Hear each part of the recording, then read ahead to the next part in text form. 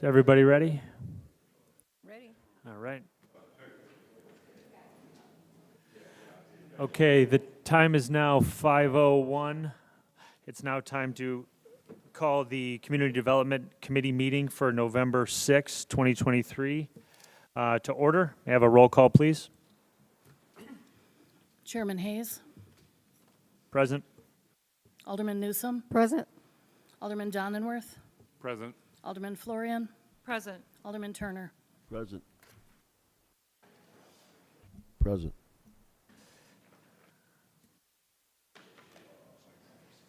Thank you. May I have a motion and a second for approval of the meeting minutes from, is it the October 2nd, 2023 regular meeting? So moved. Second. Okay, first by Alderwoman Newsom, second by Alderwoman Florian. Any questions to the motion? All in favor? Aye. You. All right, before we get to the public hearing, it's audience time. Are there any members of the audience who wish to address the committee? All right, I will take a first and a second to open the public hearing. So moved. Second.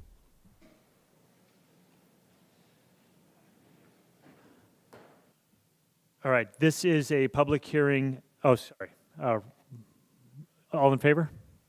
Aye. Aye. Aye.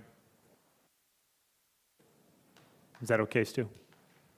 Strictly procedural, voice vote's absolutely fine. Okay, thank you. Okay, this is a public hearing on the annexation of 35704 North Garrick Avenue. Are there any members of the audience that wish to speak? When you come up, please just give your name, and if you don't mind, please don't touch the microphone.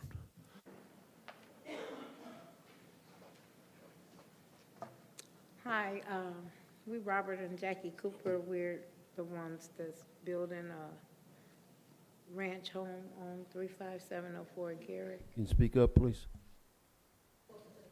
Oh. We're Robert and Jackie Cooper. We're the ones building the house at 35704 Garrick. It's a ranch home.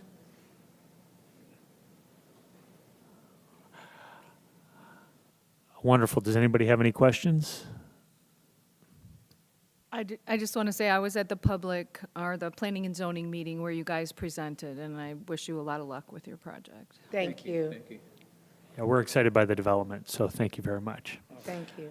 I don't think that we have any questions for you, so unless there's anything you want to tell us about the development, I think we'll probably move on. Not yet. We waiting to get Okay. the foundation built. All right, fair enough. Hopefully, we're not holding up the process too long, so thank you Okay. very much. Thank you.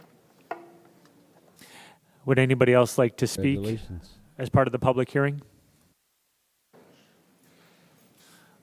All right, then I think we can adjourn the public meeting. Can I get a first and a second? First. Second.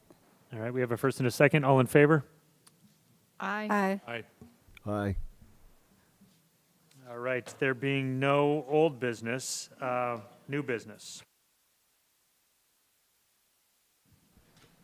Mr. Chairman, may I just make a correction that there was an old business item, but it's been withdrawn by the applicant, so that it's here just for everybody's knowledge that it hasn't been forgotten. It has actually been formally withdrawn. Okay, thank you. Nothing for us to do on it then, right?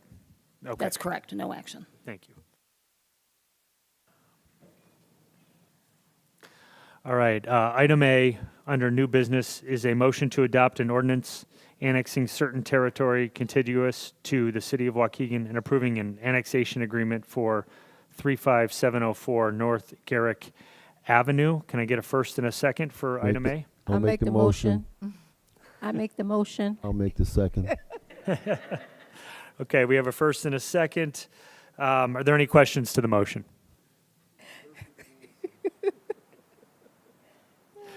No questions? Roll call, please.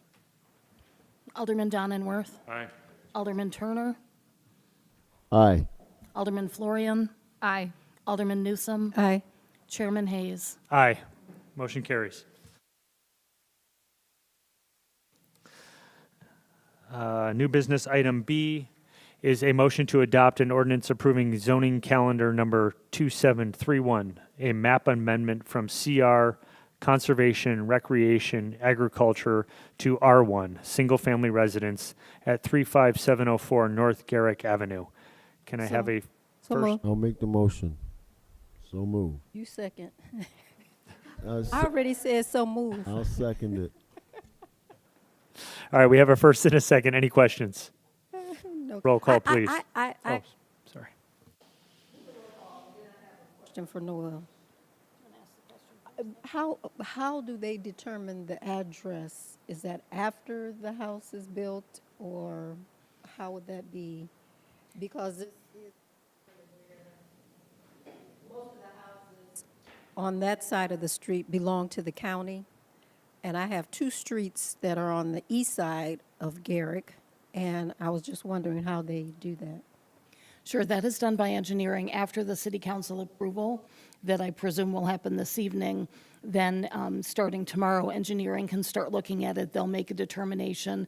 There's a formula in the city code that says there are so many feet between address numbers. So they'll assign the number in accordance with that formatting, and then they'll confirm that with the post office, make sure that everybody agrees on it, and then the address number will be assigned, and then that'll be the address for the permits.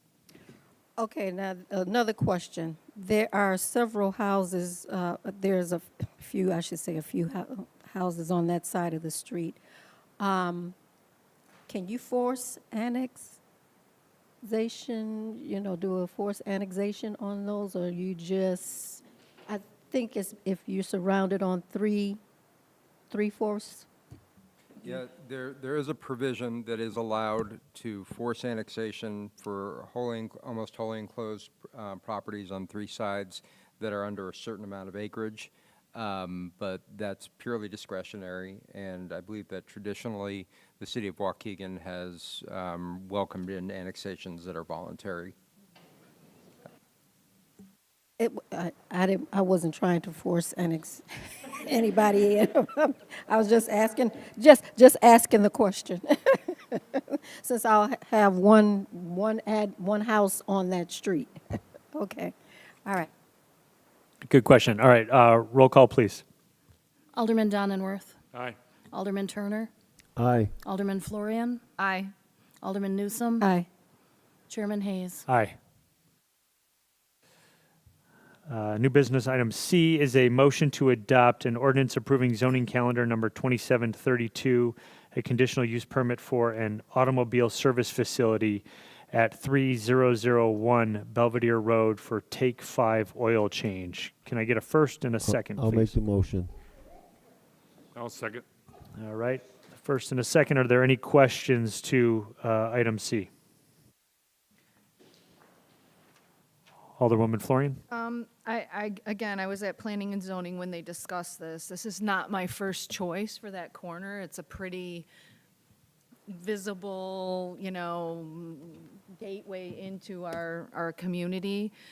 However, you all know one of my pet peeves is cars parking around and too many cars around car places. They have said they will not have cars parked. They come in, they get it serviced, and they leave. So I will be voting to approve this in spite of the fact that I have reservations about it. Are there any other questions from members of the committee? All right, I believe we have an audience member here on behalf of Take 5. Is that right, sir? If you don't mind just introducing yourself to the committee. Yeah, I'm Mark Madigan. I'd be the owner of the facility. This would be my sixth facility, and I think we shared some pictures. So our buildings, I hope you're gonna love the building. I know it's gonna be nice. There's only, on average, Take 5 gets about 2 cars an hour, and customers stay in their cars, so there'll be no customer parking. There won't be, a lot of auto places have lots of vehicles parked there's no overnight parking. It's a drive-through facility, customers stay in their cars, so you won't see. We have way too much parking, and we're gonna utilize probably 5-6 spaces for employees, so you won't see any overnight parking or customer vehicles overnight. Okay, Thank you for that. Any other questions for the petitioner? Thanks for being here. Appreciate it. You're welcome. Thank you for your consideration. Without any more questions, oh, go ahead, Noel. If I might mention one other thing about this particular development, they will be closing off the eastern driveway on Belvedere, the one closest to Green Bay. So there'll be only one entrance on Belvedere, one entrance on Green Bay, and they'll both be right in, right out. And they're enhancing the landscaping on this site as well. Do you have any issues with enhancing the landscaping for your parking lot? No, we Great. Thank you. we want a beautiful building. We want Thank beautiful you. And don't you landscape. want other businesses in Waukegan to be beautiful also? Absolutely. Thank you, sir. Perfect. Thanks for your time. All right, roll call, please. Thank you, Alderwoman Florian, for raising that. I appreciate that. All right, roll call. Alderman Donenworth, Aye. Alderman Turner, Aye. Alderman Florian, Aye. Alderman Newsome, Aye. Chairman Hayes. Aye. Motion carries. Item D is a motion to adopt an ordinance approving zoning calendar number V-3-23, the vacation of a portion of the right-of-way south of Glen Flora Avenue near 1207 Yeoman Street. Can I have a first and a second? Oh, I'll second it. All right, we have a first and a second. Any questions to the motion? I have one. I know in planning and zoning, Noel, there was one letter of objection, and they were concerned about access, but I think that was addressed, correct? Where the other properties will still have access, even though this is being vacated? That's correct. This is the end of the paved section of the right-of-way. Only half of the right-of-way is paved coming off of Yeoman Street. And the area that's to be vacated starts behind the last driveway and just goes in front of their garage. So the objection was from a property owner on Glen Flora that has a vacant lot that might be developed in the future. They could still have access off of Glen Flora if the city allowed, or if we didn't allow the street access on Glen Flora, they could have access through the right-of-way off of Buttrick from the other end of the right-of-way. Thank you. I believe the petitioner's here, so if anybody has any other questions for him, if there are any.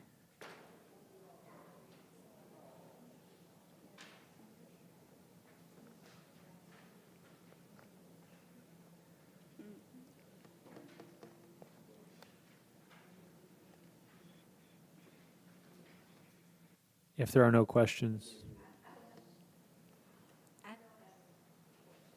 Okay. I was asking about, on the other end of off Buttrick, actually, it's a grassy area, and there's a tree that sits in the middle. And should someone ever develop that lot that you're talking about on Glen Flora, seems to me it's like an alley that was, unapproved alley originally, and they just let the grass grow up. I don't know, and put a tree there. I don't know what happened. But to me, it should have been a thorough, alley anyway to allow the houses on Glen Flora access to a garage or whatever they want back there. But I'm in favor of the Thank you very much. And vacation. this is the owner, Marina Ochoa. My name is Herman Meralda.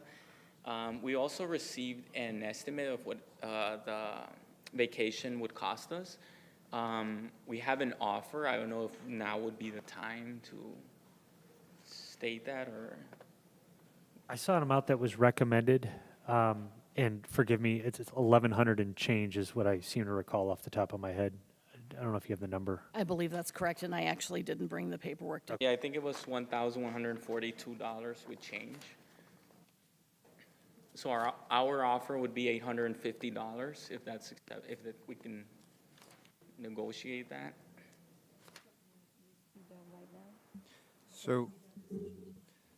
So when a public body decides to vacate a portion of its property to a member of the public, it can determine what it deems to be the appropriate value of that property to the city. Staff had recommended a price per square foot of $1.19 per square foot. When multiplied by 960 square feet, The total recommended by staff comes out to $1,142.40. There have been instances where the city council has decided to either increase or decrease the value. It would be appropriate for this committee to consider whether the recommended value is appropriate, whether it's high or low, and then to make a recommendation up to the city council tonight. The decision on the value is actually intrinsic to the ordinance, and so that's something that would need to be decided along with the decision whether or not to vacate. Stu, I'm sorry, what was the total on that again? So 11. $1,142.40 is what was recommended by staff, which is 1/3 of the fair market value, or $1.19 per square foot. I know in the past we've discussed this and been willing to bend a little bit. I lean toward working with members of the community while also, the staff has its discretion and recommends a number that it believes is fair. And I think we should at least have some reasoning behind any decision we make so it doesn't feel arbitrary in the future. Or we don't have people coming before us in the future and we're just making arbitrary decisions. So. I have no problem reducing it to the $800 that because it's only value is to you anyway. Yes, ma'am. Did you say 800? 850. 850. Okay, I wrote it down wrong. I thought you said 150. So, okay. Alderwoman Newsom, it is in your ward, correct? Yes. Okay. So, Alderwoman Newsom is recommending $850 based on the petitioner's request. I would make that motion. I was just going to ask, is that a motion? Yes, I I'll would make that second it. motion. No, I'll second it. I third it. Okay, so I'm going to snatch the reins slightly here and say that I'm going to deem your motion a motion to amend the ordinance as presented to the Absolutely. committee. Okay, to amend the motion. And we have a first and second on that. And a third. Okay. Roll call, please. And a third. To vote as amended. To vote as amended. Voting to amend before we, okay. To amend. All right, let's go through the process. Yeah, roll call, please.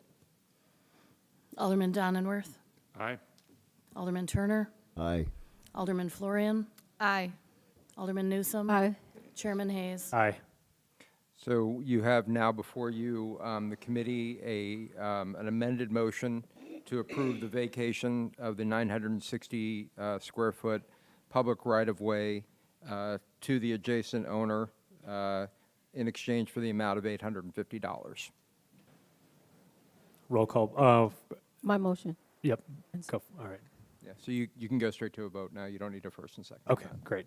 Roll call, please. Alderman Donenworth, Aye. Alderman Turner, Aye. Alderman Florian, Aye. Alderman Newsom. Aye. Chairman Hayes. Aye. Motion carries. Congratulations. Thank you very much. We At appreciate least it. for this part. Thanks for being here. It, All right, item E is a motion to adopt a resolution approving a professional services agreement with Deegan and Associates LLC for brownfield cleanup environmental services for the U.S. EPA Brownfields Grant for 801 Market Street. So moved. Can I have a second? Second. All right, any questions to the motion? Roll call, please. Alderman Donenworth, Aye. Alderman Turner, Aye. Alderman Florian, Aye. Alderman Newsom. Aye. Chairman Hayes. Aye. Motion carries. Thank you. Item F is a motion to adopt a resolution authorizing the extension of an agreement with Amsky and Associates, originally executed in 2014, with this extension to expire on June 16th of 2025 regarding 801 South Market Street. Can I have a first and a second? So move. I'll second. All right. Any questions? Roll call, please. Alderman Donenworth, Aye. Alderman Turner, Aye. Alderman Florian, Aye. Alderman Newsom. Aye. Chairman Hayes. Aye. Motion carries. Item G is a motion to adopt a resolution approving a letter of credit in favor of the City of Waukegan from Heartland Bank and Trust Company and releasing subdivision performance bond number 21747 from Lexon Insurance Company for the River Glen development. Can I have a first and a second? First. Second. Any questions? Roll call, please. Alderman Donenworth, Aye. Alderman Turner, Aye. Alderman Florian, Aye. Alderman Newsome, Aye. Chairman Hayes. Aye. Motion carries. Item H, a motion to adopt an ordinance creating a Class F1 package beer and wine with gas sales liquor license for 3411 Airport Inc., DBA Airport BP, located at 3411 Delaney Road. Can I have a first and a second for item H? I'll make the motion. I'll second. All right. Any questions to item H? Alderwoman Florian. Yes, this establishment is in my ward. The owners have been cited previously for selling without a license. I'm assuming these are new owners coming in, unrelated to the old owners. In the past, there's been a lot of complaints about garbage all up and down Delaney, up and down York House. Are you the owner? Are you the attorney? I'm the attorney. Okay, Can are you you? introduce yourself? If you could introduce Yes, yourself. I Thanks. want to say, Your Honor, I'm sorry. I'm not a judge. Yeah, I'm sorry. It's just the force I have it. So excuse me if I say it, Mrs. Alderman. I am the attorney, Javarin Buckley, on behalf of the proposed new owners who is sitting over here in the gallery. Okay. I'm going to say, Your Honor, again. So are they prepared to make sure they clean up and Yes, keep the ma'am. property looking nice? And, because I'm very reluctant to encourage alcohol sales there again, because I've picked up the garbage myself numerous times along Delaney Road, and it's all those little freaking airport liquor bottles, someone's pouring them in their Diet Coke or whatever, and then they whip this stuff out the window, and it's just really frustrating. I live in the community, and Yes, trash ma'am. is one of my least favorite things to see, so, I will say, Madam Alderman, these guys are a lot younger than the current owner. He has health conditions that has kept him in front, part of the reason why he's selling it, Madam. It's because his health conditions and stuff has kept him in. But these guys are a lot more agile, younger, and with children above the age of 21 who will gladly get out there and clean up the neighborhood. And Thank you are you. correct that the complaints as far as the presentation and the sale of alcohol prior to having a liquor license has nothing to do with these guys. They, as far as New Jersey is from California. do they have other establishments? Yes, ma'am. They have 4 other establishments with liquor license. To be exact, they have one in Beach Park, known as Beach Park Gas Incorporated. They have one in Forston, Illinois. Excuse me if I mispronounced that, but it's Forston Gas and Food. They have one in Elgin, known as Elgin Convenient One Incorporated, and one in Crystal Lake. And no previous issues with any of those Correct. licenses? No Okay. previous issues, and all employees, including the ones at the new location they're trying to obtain, are all Bassett certified. They're what certified? I'm sorry. I'm sorry. What certified? Bassett, had the Bassett certifications, just to ensure, proper sales, alcohol, not selling to minors and anything of that nature. Okay. Any other questions for their attorney? No? What was your name? Javarin Buckley. But Buckley, Buckley. All right. Thanks for being here. I think that's all we have. Thank you. Roll call, please. Alderman Donenworth, Aye. Alderman Turner, aye. Alderman Florian, Aye. Alderman Newsome, Aye. Alderman Hayes, Chairman Aye. Hayes. Aye. Motion carries.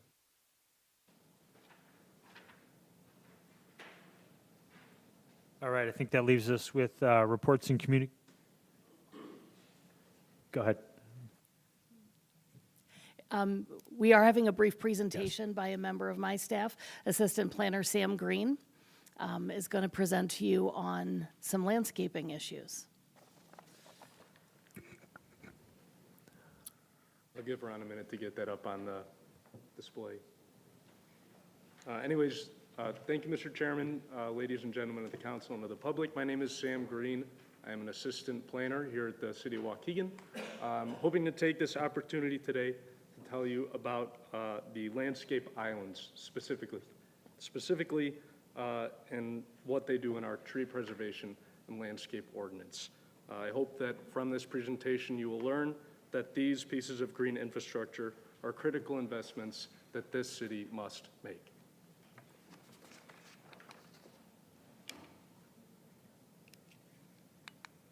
So on the screen, you'll see a map. This is the intersection of Green Bay and Grand Avenue. And I wanted to start the presentation here so you can kind of see what we're looking at. All that dark gray, those are asphalt parking lots at commercial business. You'll notice in some of them, there are white stripes, there are white dots, there are white perimeters. Those are the result of the tree preservation and landscape ordinance. And the reason I chose this photo is I wanted you to see how much asphalt really goes down. When it rains, water goes somewhere. It either goes in the ground or it goes onto these parking lots and ultimately into our sewers. I want you to remember that as we get into the stormwater and cost side of this presentation. But before I get to that, I'd like to talk about some of the benefits of landscape islands. Very briefly, trees that are required with landscape islands and the shrubs and the grasses, they filter the air. As many of you know, Waukegan residents, like many others that live in the vicinity of coal plants, have a higher rate of asthma than other places in the country. These air quality and public health improvements can save residents money in healthcare costs. Beyond air quality and public health is a beautification standard. Number one, it's nicer to look at for when you're driving down the street, but also, you know, you look at that picture, there's a picture of the 4th Ward. The houses on the left have a much greater and mature tree canopy than the houses on the right. Those properties have a higher property value naturally by having those trees in the parkway. That's an economic development project. Beyond beautification in residential areas, studies have shown that in commercial areas, customers are more likely to visit a store that has that landscaping, so their property value and economic potential is increasing as well. In an environmental standpoint, trees and landscape islands help us as well. That's environment globally, but also in this felt environment, how we experience our city every day. Trees in that tree canopy, you'll see in that top photo, all those green dots are trees in the city of Waukegan. They naturally cool our climate, they block wind in the winter, and they control the humidity in the air. So not only is it more, it's like a better experience to live in this city, but you know, like you go on a hike and you breathe that fresh air, you feel that forest air, that's what your city could feel like. The bottom image is a heat map where you don't have trees, you don't have shade, and that brings heat. That heats the environment, humidity out of control. That's a less pleasant place to live. A colleague of mine created this animation. Here's our tree canopy a little closer up, and when you overlay the heat island map on top, you can see that it is very directly correlated. Another benefit of landscape islands that is deeply important to me and to my department is public safety. I hear countless times from members of this council, members of the public, that public safety is top of their minds. Believe it or not, this is a huge factor in increasing public safety. For little things, you'll see those cars on the right overhang the sidewalk when there's no perimeter buffers. That makes the sidewalk inaccessible to anybody in a mobility device. It's a wheelchair, a stroller, a cane, you name it. I believe it was Alderman Florian pointed out last meeting that, you know, if you have a landscape island in the middle of a parking lot, you can't be doing donuts. Can't zip across the parking lot. So it's a safer driving environment. And that bottom left image, this is a very interesting study I came across. 2 University of Illinois researchers looked at the effect of landscaping and crime. They looked at the Ida B. Wells public housing complex, which is that image there. This is a 98 apartment buildings, and they're all surrounded by varying level of landscaping. When you look at crime in those buildings, this is shocking to me. Buildings with higher levels of vegetation had 52% fewer total crimes, both property and violent crime, than those without. All factors considered, very directly correlated. And of course, the biggest component I want to focus on today is stormwater and financial impacts. Like I said earlier, rain goes somewhere. It goes in the ground or in the sewers. That's it. That bottom picture is the Washington Street culvert. If you remember, a few years ago, rains defeated that culvert beyond repair, and it had to be replaced in a feat of engineering. Those kinds of projects happen, and it's our job to make sure they don't happen again. Beyond the scary projects, this can help everybody individually. Those two pie charts on the right are for commercial businesses in the Midwest region, and you can see how much you can save by installing just one tree at a 6-inch diameter. That's not so large, or 12-inch. A red maple I picked because that's a common parking lot tree. As you can see, you save $115 a year as a business with that tree. A whole $30 of that is stormwater. Property value goes up $34. And those are just the quantifiable costs. You know, things like mood and lower crime. Those can't be counted in dollar values, but they sure should be considered as part of the value of a tree. That top graph is for a bur oak. 45 inches is as high as that calculator goes. At maturity, those can be triple the size of that. I can only imagine what those savings must be like. When you look at it, Waukegan is a city that floods. I am sure that you remember these dates. I'm sure that you've had water in your basement. How many times has a constituent come to you and said, Alderman, my basement is flooded, my things are ruined, what can the city do to make sure this doesn't happen again? Well, landscape islands are one of those tools. And if you see that quote at the bottom, New York City's street trees all collectively drank 190.6 million gallons of stormwater, which saved over $35 million in stormwater costs. Think about what that could do for our city. So let's look at what other cities nearby have had to do for not acting on stormwater early enough. The village of Wilmette, just south of here, embarked on a neighborhood storage project in 2013. Essentially what they did is they dug up all their parks, they installed huge concrete tanks beneath their parks, buried them again, and all the stormwater flows into there. You can walk through those tunnels, they're huge. This is a $64 million project for a municipality that is less than a quarter the size in land area of Waukegan. Since this project, they have implemented a very strict tree ordinance and have started a grant program for installing green infrastructure at your home so that this kind of thing doesn't need to happen. Might I add, they also have a requirement to have landscape islands and landscape buffers in their parking lots. And this is also funded by a stormwater utility fee on your water bill, adds hundreds of dollars to your bill a month. On a larger scale, the city of Chicago has had a reckoning with their stormwater, and since the 70s has been working on a tunnel and reservoir plan. Essentially, they're big old reservoirs and tunnels to divert the stormwater there. The 17.5 billion gallon capacity is not enough, and the city still floods. So when the Metropolitan Water Reclamation District has been looking at what to do beyond this plan, in lieu of building more tunnels and reservoirs, they have resorted to green infrastructure at the source. Might I add, they also require landscape buffers and interior lot landscaping. So if the city of Waukegan is to embark on a project like Wilmette or like the city of Chicago, the planning and zoning staff recommends a funding source of 4 casinos, 50 dispensaries, and $200,000 of lottery tickets. If you can see through my sarcasm, my point is, it's gonna be a new tax. It's gonna cost us a lot of money. Thankfully, we're not asking for this today. I don't wanna be up here asking you to approve a $1 billion stormwater project. Instead, we are asking for permeable green infrastructure at the source. We acknowledge that if you're starting a business, if you're building up from the ground, it's gonna have that slight increase in an upfront cost. But that cost is counteracted by more customers at your business, a higher property value, a beautified environment, reduced crime, and economic development as far as the eye can see, all resulting in a net lower cost for residents. I don't want to come back here and ask for that stormwater project, so please keep this one.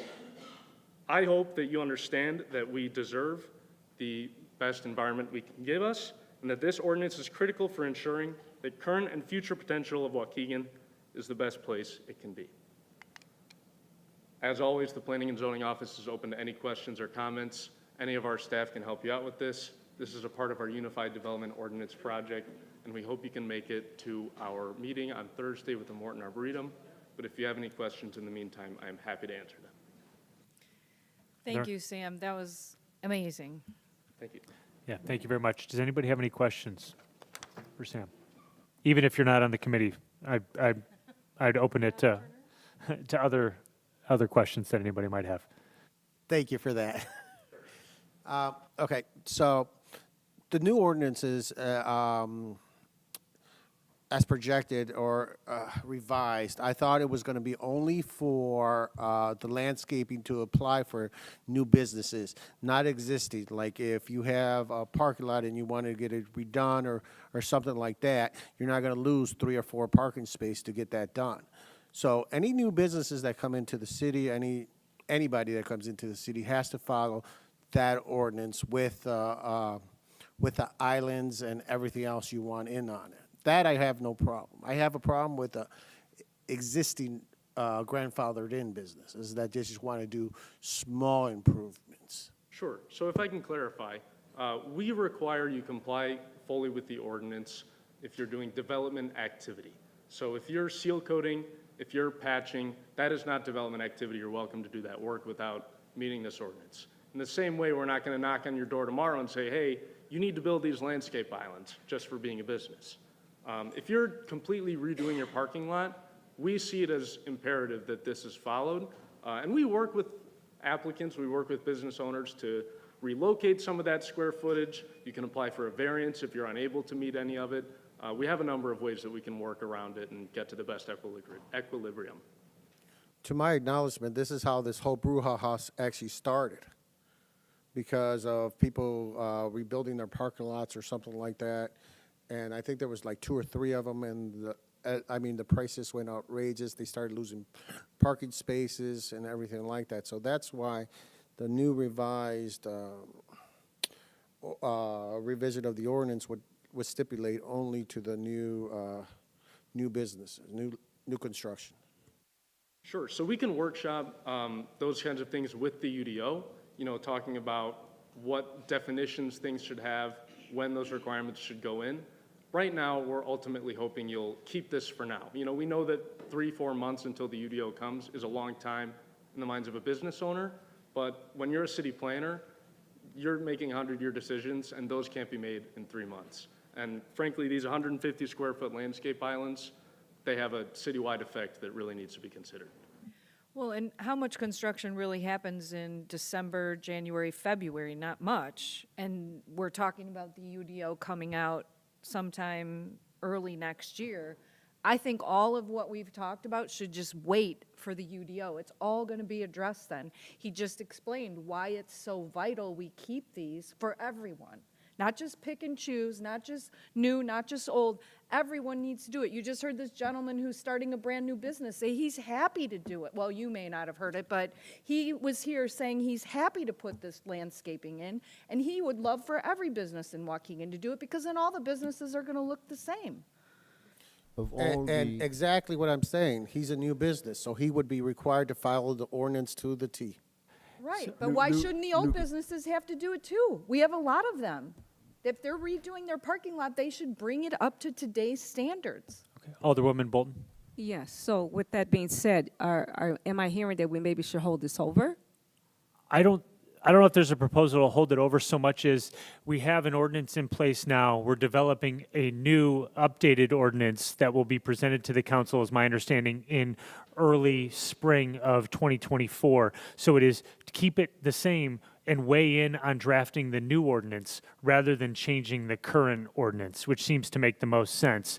Because if we're going to be changing the ordinance altogether within the next 6 months, and there's not a lot of parking lot development over the course of the winter anyway, keep things the same, manage expectations, keep those the same, and then everybody will have an opportunity to weigh in on the drafting of the new ordinance that'll be presented to council. So keeping it the same doesn't harm anybody, and then having a uniform approach and having everybody weigh in, not in front of having everybody weigh in before the UDO is presented might be the best bet, I think, for everyone. And then everybody gets to have their say, and then it'll be presented to the public. The public can weigh in, and then we can make revisions, and we can go through the process that way. That makes sense, yeah. Alderman Turner. So how many city-owned parking lots do we have? I'm trying to picture them all in my mind, and if I'm correct, I think the only one we have that has landscaping is down at the metro station. Is that accurate? Most of them don't have sufficient landscaping, that's for sure. I can't say that they don't have any, but they don't have sufficient. But they also haven't been developed, and they are planned as development sites. But if we're going to force the citizens and businesses to extend that cost to develop their land the way we want them to do, shouldn't we do our own the way that we want them to do? When we do something on those lots that meets the same threshold of development activity, we would also do landscaping. We would follow our own laws. I know we'll have to, I want to make sure we have sufficient time to discuss this before city council. Maybe we can streamline the city council decision, but I know we have to move on. Does anybody else have any other questions? Alderman Guzman, you got another question? Yes, Sure. because during the committee of the whole and the previous talks about this whole ordinance issue, wasn't it towards the end of 2024? Now you're saying it's at beginning of the spring. Go ahead, Noel. Sorry, Director. So we are working with the Chicago Metropolitan Agency for Planning. They're our consultant developing it. They've had some staff changes and delays on their end, and we're waiting for their finalization of a procurement process to bring on a new consultant to keep working with us. So we don't have an exact time frame for when they'll be able to finish performing the work, but it's a project that if we were paying a consultant directly would be probably between $300,000 and $400,000, and we've paid $15,000, and they're covering the rest of it. So it's a small trade-off for the benefit of having the regional experts helping us with the project to have a little bit of a delay. Definitely, I totally agree. Okay. One last point that I would just make on this, and I think we're going to move on, is we know that the people in the city want landscaping, because when you drive through the neighborhoods, everybody has grass, and they have bushes, and they have trees. The residents want landscaping, and I've never heard anybody say, these trees are ugly, these flowers are ugly, these shrubs are, well, okay, Keith, hold on one second. And it is, maybe something needs to be taken down, maybe it's overgrown, maybe there's a issue that's being caused, but it's not a beautification issue. We've heard all of the reasons here tonight why the landscaping is so critical to our infrastructure. But if for those of you that want to save the city money, I didn't even know that was a possibility as well. It actually saves the city money to do this. And if the business owners, rather than paving a section in their parking lot, have to put, instead of pavement, they do a concrete curb and dirt and a couple shrubs and a tree, I don't know the price difference on that, but I'm willing to bet that the whole city benefits. And we have to cater to the whole city, all of the residents, everybody using those parking lots, not just the people that own the parking lot. So, I made this argument before. I don't want to belabor the point, but I think the best thing to do, if you're on the fence about this, the best thing to do is wait to see what the language is in the UDO, which it was a good question, Alderman Guzman. I think we'll see in early spring, and at least that language can start to be debated, and we can have a conversation around it. But I would encourage us not to change anything now. And just to jump in, this is not on the committee's agenda tonight. There is on new business. There is the ordinance that came out of committee of the whole, which I can talk to when that comes up. Okay. I just want to say one more thing, too. Sure. When a business has issues with complying, there's a process, Tom's favorite word, to go through, correct, Sam? Where they can say, look, I can't fit in 4 islands, but I can do 3, or I can only fit in 2, not whatever it is. There's a process for them to ask for a variance. It's not like you can't do it. We'll work with you. We'll meet you halfway, or a third of the way, or 2/3 of the way. We'll meet you somewhere along the way. So there's a process already in place for people to apply for a variance. So I feel like we're throwing out the baby with the bathwater. He just went through so many, some of the, I've been a fan of this all along, and some of the things he presented tonight, I didn't even know were a benefit. And yet we're gonna throw out the baby with the bathwater because we have one or two businesses that are bitching about putting in trees. It does not make sense. You guys have said publicly that you're running for higher office. You're not gonna get elected if you do things like this, I can tell you. Oh, Okay, on that note, Alderman Hayes. okay, last comment, and then we're going to close it down. Go for it. So I wanted to mention a few things, like, you know, the way, I love the presentation. You guys are doing a great job, Sam. Even a resident just called me today that you're helping them out in terms of going through the process, so I really appreciate that. I don't think that's in question. In terms of, like, the floods and all these things, like, there's these different things that were pointed out in terms of the look of it, the pretty picture that we saw along the road. Yeah, you know, we already have something in place for that. There's now, from the last committee of the whole, we have $19,000 worth of funds that we can put into putting trees in those areas, right? So we need to make sure that we all, you know, we also keep track of that. You know, where's the money getting spent? Is it getting spent? Are we getting trees? That's the look part of it, right? I just want to make sure that I break down everything that I heard so far. In terms of floods, yeah, I have heard about floods going on, but these are in residential areas towards, like, the, you know, on what is it, on Lewis, closer to the first ward. So I mean, and these are in the residential areas, so that's a different issue. There's a lot of different issues where floods are happening, and you know, we're kind of putting these things, try to tie it to the islands, and it's not 100% that, you know. So I just want to make sure I point that out. You know, with the floods, yeah, it happens in a lot of the residential areas. Are we going to go out there and fix it in the residential areas? This is not affecting residential areas. The tree preservation, I'm for it. We voted, all of us unanimously said that we're all for it. So I want to make sure that we don't tie everything together to this, what we're going to vote on, you know, which is to get rid of the parking islands. So I just want to make sure I point that out too. All right, last comment. Sam, you might want to address the fact that the stormwater system is intertwined throughout the city. So if it's in a non-residential area, it's impacts. Thank you, Alderman. The reason we get floods is because our storm sewers fill up beyond their capacity. So every raindrop in this city contributes to the problem, whether residential or commercial. We have different controls for residential areas to make sure they don't pave the whole thing. This is making sure that our businesses and our residents are sharing some of that responsibility. And the trees we're going to be talking about on Thursday at that meeting, as well as in the UDO with planting those trees, we share the importance in that.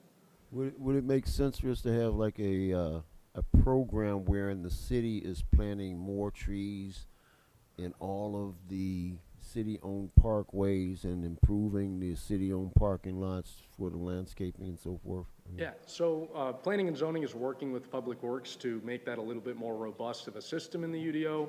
Part of that is, you know, looking into hiring an urban forester, as well as setting up a tree fund. People can donate to tree funds, and those funds would be locked for building and maintaining street trees. Again, we're making sure that's carefully crafted and coming in the right way with the UDO.